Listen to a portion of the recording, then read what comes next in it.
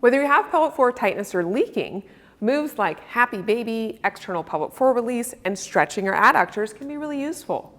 However, we often need to train not just mobility, but also strength for a well-functioning pelvic floor and hips. Come join me as we explore one of my favorite moves for accomplishing both. This exercise can be great for not only helping pelvic floor function, but also what is happening in the hips and lower leg. It allows you to get into various nooks and crannies in the pelvis on each side that, when tight, can limit and affect how we move in other exercises in the sagittal plane, like a split squat or a split stance hip hinge. So let's dive in.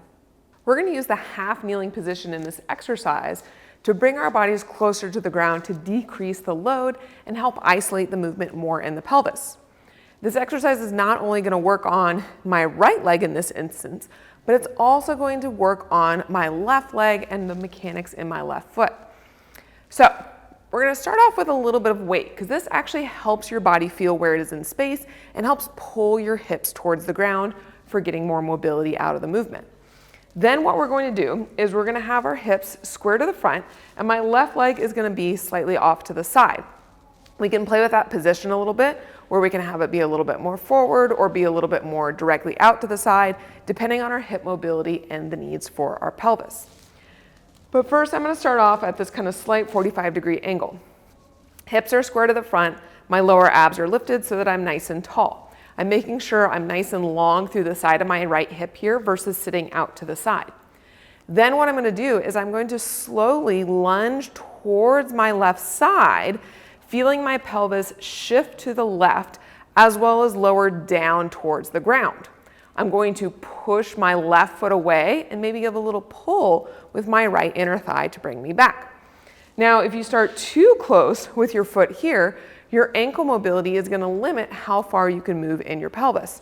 So play a little bit with that range and see if you need to scoot your foot a little further out. The other thing we need to make sure of is that we're actually getting some abduction in this right leg and length through this entire right adductor. Too often when people go to shift, they don't shift in their hips and only shift in their torso. So sometimes this is where I'll have people place their hand just below their pelvis, kind of in the crease where you can feel your femur join into the socket, and think about that space sinking in as they shift to the left. This should help them feel more of a stretch through higher up in their adductor here, and then we go and push back. Now, on this left side, we're going into more hip flexion, so we're making sure that we're not getting any pinching in the top side of our hip here. Thinking about our femur sinking down and feeling some opening in the sit bones here on the left side is going to help with the mobility there.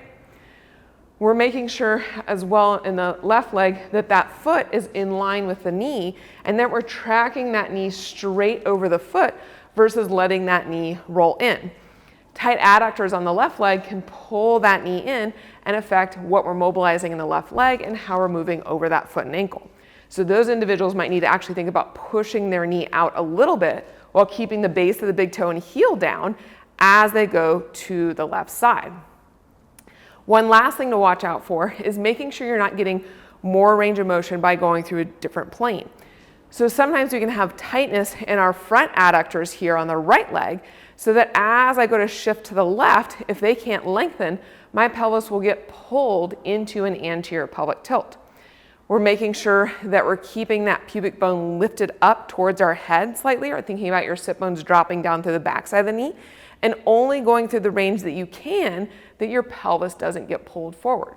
When that pelvis gets pulled forward, that can contribute to not only getting the mobility from where we want, but also maybe some pinching and discomfort in that left leg as well as in the right hip.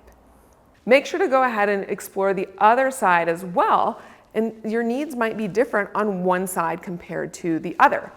Exploring as well with a little bit more load or a little bit less load can help you feel what is right for your body at this point in time. At no point do we want to have pain or discomfort in our pubic symphysis or in our SI joint as we're going to do this exercise. How'd the exercise go? Make sure to leave a comment below letting me know. If you enjoyed it and want more, make sure to like it and subscribe to our channel. Need a bit more exploration? Check out some of our other helpful videos for more tips and exercises. Are you a movement professional who wants to learn even more about movement and the human body? Make sure to check out our continuing education offerings we have in the description below. Thanks so much for joining me, and I'll see you in the next video.